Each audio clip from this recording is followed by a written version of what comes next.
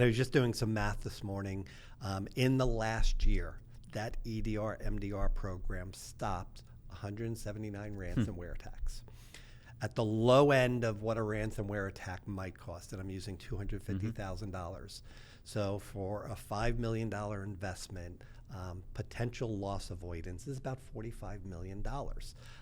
So yeah, it's... I'm not a mathematician, but that's good math. The numbers add up, right? So it's money well spent, and something that it's tangible. You know, through a grant program, we should be able to show the fruits of our labor and what that's providing. And I think we have a good story to tell as far as how we reduced risk in the state of New Jersey. And you know, more is being expected of our frontline partners in state, local, tribal, territorial, as well as industry. I think there's been a focus on all of that, but it can't be done without no one, including the U.S. government, would have a hard time defeating nation-state actors when they're dealing with this every day, right? So just to make the declarative statement, absolutely yes. SLCGP is important for the states. And has been and continuing it, arguably even more so. Has been and definitely needs to continue into the future, right? Because one thing that we absolutely can't do, you mentioned that trust is going to be the backbone, especially for information sharing and providing these shared services.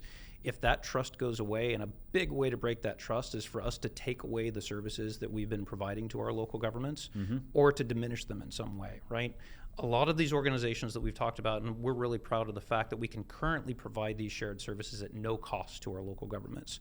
If we start charging them money, and frankly speaking, most of these organizations don't have any money to give back. Exactly. So the more that we can continue to provide these things and give that sustainability, to give that understanding that this will exist into the foreseeable future. Obviously, everything is potentially temporary in government, but for as long as we can at least provide that, we want to make sure that trust level exists.